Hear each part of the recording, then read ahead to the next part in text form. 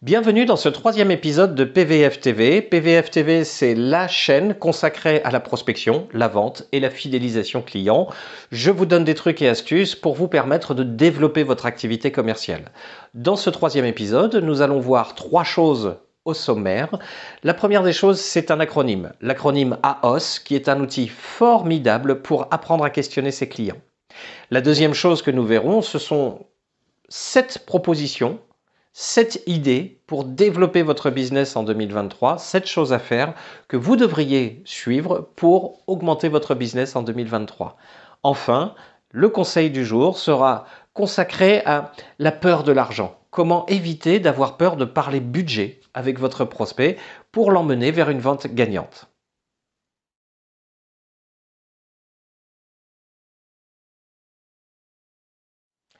L'acronyme du jour est consacré à la méthode AOS, activité, homme, objectif, solution. Il s'agit d'un outil mais vraiment formidable pour apprendre à questionner votre client. En effet, lorsque vous voulez comprendre parfaitement votre prospect, vous devez pouvoir établir un diagnostic. Et en établissant ce diagnostic, vous devez d'abord comprendre comment fonctionne votre prospect, c'est-à-dire qu'est-ce qui compose l'activité, les objectifs, la vie de votre prospect pour que vous puissiez comprendre parfaitement les objectifs qu'il souhaite atteindre. L'acronyme AOS veut donc dire activité, homme, objectif, solution. Ce sont les 4 grands domaines de questions que vous allez poser à votre client pour vous permettre d'acquérir une dimension de leader, mais également de bien comprendre votre prospect. Lorsque vous rencontrez un client, il peut vous dire moi j'ai une activité de plombier, par exemple. Or, si vous rencontrez un plombier, vous vous dites ok, il répare des tuyaux.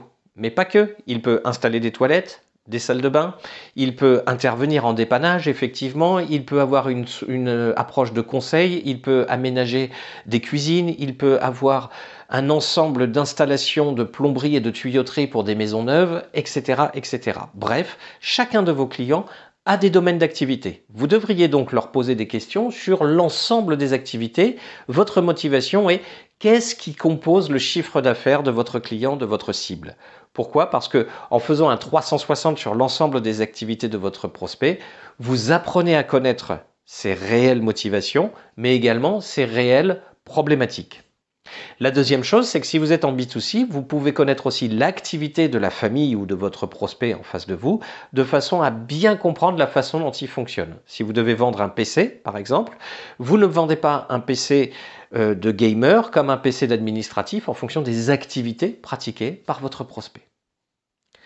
En ce qui concerne les hommes, eh bien, je vous propose de faire un questionnement sur l'ensemble des personnes qui composent l'équipe qui a un projet. Votre prospect peut être seul, peut être en couple, peut avoir des enfants, ça peut être une entreprise avec des succursales, avec des franchisés, avec des licences de marque. Bref, un ensemble d'éléments qui fait que l'ensemble des êtres humains qui composent l'équipe à laquelle vous allez vous adresser représente un pouvoir de décision au travers des solutions que vous allez proposer. Et donc, vous devez être en capacité de comprendre l'intégralité des personnes qui composent le projet de votre prospect. Le troisième acronyme de la méthode AOS correspond aux objectifs. Quels sont les objectifs de votre client ? Aujourd'hui, vous avez compris son activité, vous avez compris qui compose l'organigramme, qui compose la famille à laquelle vous vous adressez. Et aujourd'hui, vous voudriez comprendre l'objectif. Comme vous connaissez l'ensemble des activités et l'ensemble des personnes, ces objectifs incluent effectivement l'ensemble de ces personnes dans la réalisation de cet objectif. Et donc, votre objectif doit être SMART, spécifique, mesurable, atteignable, réaliste et temporel. Et l'ensemble de ces questions va vous permettre de comprendre vraiment l'objectif, c'est-à-dire le but à atteindre par votre prospect. Enfin, votre questionnement ne serait pas complet si vous n'abordiez pas la question des solutions. Dans la 4e partie de questionnement, vous proposez à votre prospect de vous expliquer quelles sont l'ensemble des solutions qui ont été envisagées ou qui ont été mises en place pour répondre à la problématique des objectifs. Ainsi, vous vous évitez d'une part de proposer des solutions qui ont déjà été testées par votre prospect, mais d'autre part, ça vous permet de construire une solution unique et qui répond parfaitement aux attentes de votre prospect. À la fin de la méthode AOS, je vous propose Et je vous propose de l'intégrer dans toute démarche commerciale, même si vous ne faites pas house d'ailleurs. La question que vous devez poser systématiquement en entretien commercial, c'est « et qu'est-ce qui se passe si on n'atteint pas l'objectif? Qu'est-ce qui se passe si vous n'avez pas cette solution ?» La question se pose parce que votre prospect va vous donner ses enjeux. Et ça, c'est important parce que si la personne vous répond bah, « c'est catastrophique », vous savez à quel point le problème de votre prospect est dur, douloureux, urgent et reconnu. Alors que si cette personne vous dit bah, « c'est pas grave, je ferai autre chose », vous savez que de toute façon, quelle que soit l'énergie que vous allez mettre dans votre solution, les attendus ne sont pas à la hauteur de l'énergie que vous allez poser. L'acronyme AOS est donc un outil formidable pour vous permettre de poser l'ensemble des questions qui vont vous donner une dimension d'expert puisque vous vous intéressez aux activités, vous vous intéressez aux personnes qui composent cette activité, vous définissez les objectifs à atteindre et vous posez des questions sur les solutions. C'est une attitude d'expert. Et à partir de là, vous allez pouvoir bénéficier d'un ensemble de critères, d'informations qui vont vous permettre de poser la question sur l'objectif final et de poser un diagnostic. Et en posant ce diagnostic, vous définissez l'ensemble des solutions à mettre en œuvre. C'est donc un outil que je vous recommande pour adopter une attitude réellement professionnelle et commerciale et pour vous éviter de vous prendre les pieds dans le tapis en proposant des solutions qui ont déjà été mises en œuvre et qui ne sont pas acceptables pour votre prospect.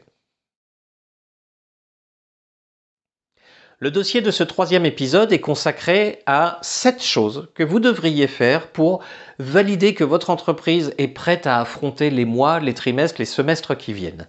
Tout simplement parce que ces 7 points sont des points vitaux et fondamentaux à la réalisation de chiffre d'affaires et à l'augmentation de votre chiffre d'affaires pour la période à venir.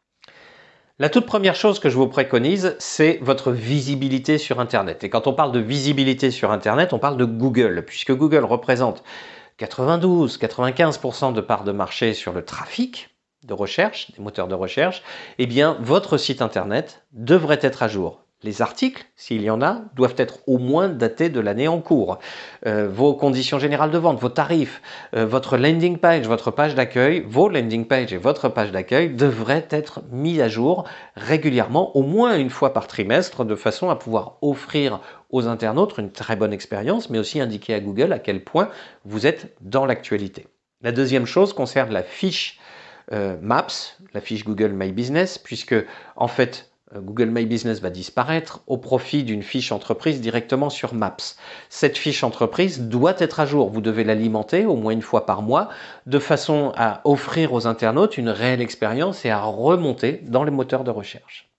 Je vous recommande cette petite astuce qui consiste à vous rendre sur votre outil de navigation, que ce soit Chrome, Safari, que ce soit Internet Explorer, et à vous mettre en navigation in private, et en navigation in private d'aller sur le moteur de recherche et de taper les mots-clés qui correspondent à votre activité. Ça vous donnera la réelle position de votre site, des différentes pages de votre site, sur le moteur de recherche. À propos de communication et de présence sur Internet, parlons maintenant des réseaux sociaux.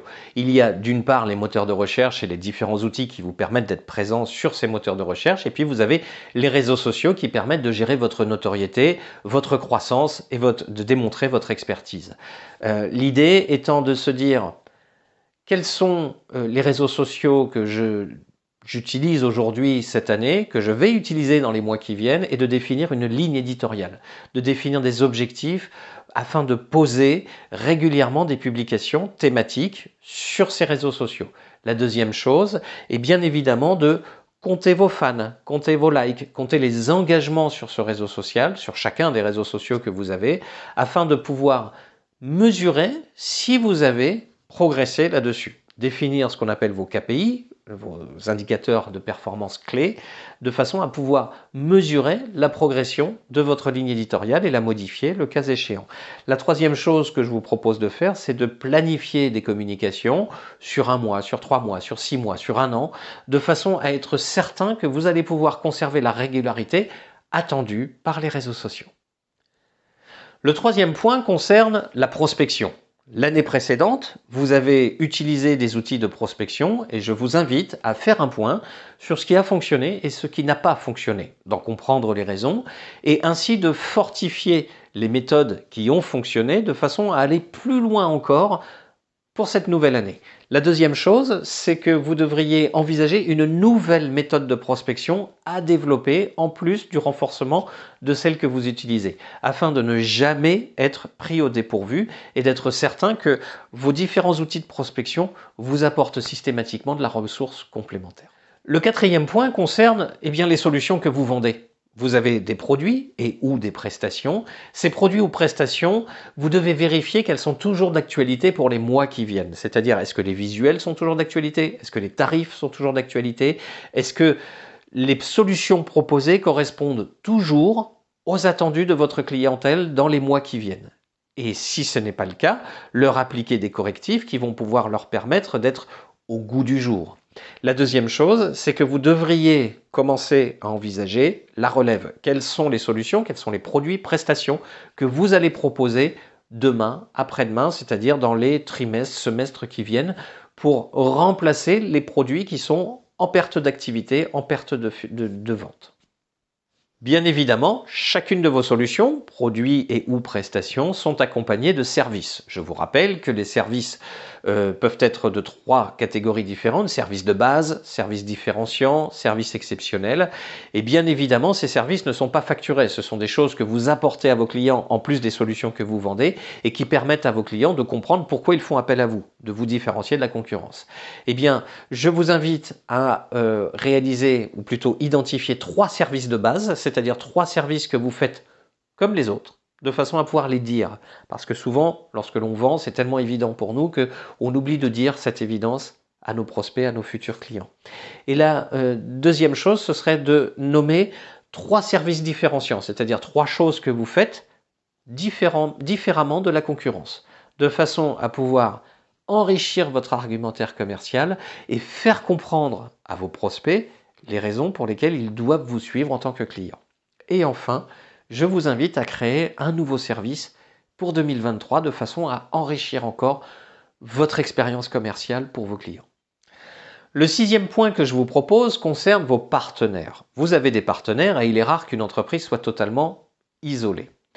À propos de ces partenaires, vous devriez reprendre les points précédents et prendre rendez-vous le plus rapidement possible avec ces partenaires historiques et peut-être avec de nouveaux partenaires, de façon à engager un rendez-vous d'1 heure à 2 heures dans lequel vous allez d'une part expliquer vos objectifs, vos attendus, vos prestations, vos produits, vos services, bref, réexpliquer à votre partenaire votre entreprise sous son actualité du jour.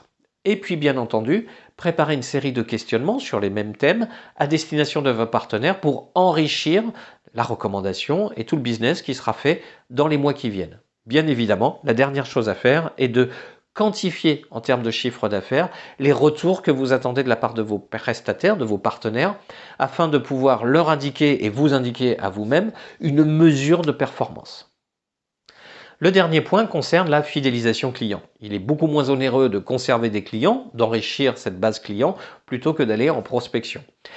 Donc ce que je vous recommande de faire, c'est d'identifier les systèmes de fidélisation que vous avez mis en place l'année précédente et de faire un point sur ce qui a fonctionné, ce qui n'a pas fonctionné. Vous fortifiez les systèmes de fidélisation qui ont fonctionné, de façon à pouvoir les enrichir, les compléter et permettre une fidélisation encore plus forte de vos clients. La deuxième chose, c'est que vous devriez mettre en place un nouveau système de fidélisation client, en plus de la méthode qui fonctionne, de façon à enrichir votre entreprise et enrichir cette fidélisation. La fidélisation client s'appelle le nurturing. Ce nurturing doit être un des outils les plus ciblés, les plus précisément travaillés de façon à ce que ça vous coûte le moins cher possible. Pour résumer l'ensemble de ces points, je vous ai donc indiqué ce que vous devriez faire pour les mois, trimestres et semestres qui viennent. La première des choses, c'est bien évidemment votre communication, qu'elle soit sur Google ou qu'elle soit sur les réseaux sociaux. La deuxième chose, c'est votre prospection. Quels sont les moyens que vous allez consolider et mettre en œuvre pour la nouvelle année? Bien évidemment de faire un point sur vos solutions. Ces solutions sont accompagnées de services et ces services doivent être présentés, valorisés auprès de vos partenaires. Et enfin, vous devriez mettre en place une politique de fidélisation client qui corresponde à votre image et qui vous permette de consolider l'ensemble de votre base de données. En faisant ça, vous avez fait un 360 sur l'ensemble de votre activité et ça vous permet de booster votre business pour les mois, les trimestres qui viennent. Toute personne a besoin de conseils et lorsque l'on fait de la prospection, de la vente ou de la fidélisation client, le conseil du pro est toujours bon à prendre. Aujourd'hui, nous allons voir un conseil qui concerne tous les commerciaux puisque nous sommes tous passés par cette problématique. Le conseil du pro est donc aujourd'hui dédié à la peur de l'argent. Souvent, les commerciaux évitent de poser la question du budget et préfèrent conclure selon des signes extérieurs de richesse plutôt que de poser la question clairement. Parce qu'en face, il va falloir traiter certaines objections, certaines réflexions, certaines remarques de la part de nos interlocuteurs qui ne font pas plaisir. Et voire même qui vont engendrer de la suspicion chez nos clients. La peur du budget est donc un thème sur lequel je vais vous proposer des solutions pour aborder ce point qui est un point fondamental dans votre stratégie de vente. La question du budget est forcément un point à aborder avec vos clients. Nous allons voir dans le conseil du pro comment mettre en place ces 3 points qui vont vous permettre d'aller vraiment à la recherche de la question du budget avec vos prospects. Le premier conseil concerne un hack en psychologie. Si vous réussissez à obtenir de la part de votre interlocuteur des micro-oui, oui à telle question, oui à telle question, oui à telle question, c'est oui je réponds, je donne des éléments, eh bien je vous invite à poser 3 questions non engageantes ou moins engageantes pour votre prospect de façon à pouvoir l'engager dans une démarche qui va permettre à la 4e question sur le budget d'être beaucoup plus à l'aise et beaucoup plus dans la capacité, la facilité à vous répondre. Donc vous avez le délai, vous avez la concurrence, vous avez les décideurs, donc ce sont des points qui ne sont pas vraiment engageants pour votre prospect et permettent la création de micro-oui et d'aboutir sur la question du budget. La deuxième chose, c'est d'avoir quelque chose de cohérent lorsque vous abordez la question du budget. Vous devez avoir des mots-clés préparés en amont qui sont en relation avec la solution que vous proposez. Ainsi, les mots comme investissement, consacré, folie, plaisir, sécurité, bref, un ensemble de concepts de mots qui vont permettre de poser la question du budget autour de ces mots de façon à pouvoir faire comprendre à votre interlocuteur que la question est importante sans que vous ayez à le dire. Enfin, le 3e point est une préparation à l'ensemble des objections que vous pourriez avoir par rapport à cette question-là. J'imagine un agent immobilier qui fait une estimation et qui dit par rapport à la mise en vente de votre maison, vous en attendez combien? Ah ben je vais pas vous répondre tout simplement parce que vous allez me faire plaisir, nanana, nanana. Ou alors par rapport à ce prix-là, par rapport à cette solution-là, quel est le budget que vous souhaitez y consacrer? Je ne vais pas vous répondre parce que vous allez gonfler le prix si je vous donne quelque chose qui n'est pas attendu. Bref, une réponse qui est fournie par votre prospect et qui n'est pas celle que vous attendez. Auquel cas, je vous invite à avoir des phrases qui sont toutes prêtes dans votre boîte à outils commerciale de façon à pouvoir expliquer au client que si vous ne répondez pas à ma question, cher prospect ou cher client, eh bien, je ne vais pas pouvoir apporter de solution, tout simplement parce que j'ai besoin que vous me fassiez confiance et que nous avancions dans une relation de confiance. Et le budget fait partie de cette relation de confiance. Vous devez avoir des arguments qui sont en capacité de rassurer votre interlocuteur afin qu'il vous donne la bonne réponse. Je vous propose donc pour une mise en action, pour le pure player, de penser à poser 3 questions avant d'engager votre client sur la question du budget. La deuxième chose, d'avoir préparé en amont un vocabulaire et un questionnement qui soit amené de façon intelligente et de façon à faire comprendre directement l'intérêt de votre interlocuteur à vous donner la réponse. Et la troisième chose, de préparer des arguments qui sont des arguments qui permettent de rendre votre interlocuteur intelligent et de lui faire comprendre que c'est tout son intérêt de vous donner la clé que vous attendez, à savoir le budget qu'il compte consacrer à la résolution de son problème et de son objectif. En conclusion de cet épisode de PVF TV, nous avons vu 3 points essentiels. Le premier point qui concerne la méthode AOS et comment vous pourriez mettre en place un système de questionnement qui vous emmène directement sur le diagnostic commercial et qui vous permet de consolider votre activité et votre leadership. La deuxième chose, ce sont 7 astuces que vous devriez mettre en œuvre le plus rapidement possible pour être sûr que votre business est toujours au goût du jour et que vous pouvez avancer sans crainte. Et la troisième chose, c'est la peur du budget et comment anticiper cette peur du budget pour vous permettre de réaliser des ventes gagnantes. Si vous souhaitez aller plus loin sur les techniques, les conseils, les astuces, vous pouvez vous inscrire sur LinkedIn et me suivre et vous abonner à ma newsletter. La deuxième chose, c'est que j'ai un site internet sur lequel vous allez pouvoir trouver et télécharger des fichiers qui vous permettent d'avancer sur votre activité commerciale. Enfin, je peux vous accompagner dans un coaching personnalisé, une méthode que j'ai appelée 3-3. 3 rendez-vous consacrés à la prospection avec des objectifs et des réalisations, 3 rendez-vous consacrés à la vente et 3 rendez-vous consacrés à la fidélisation client. Je vous remercie de m'avoir écouté, je vous souhaite d'excellentes ventes et une bonne semaine. À bientôt.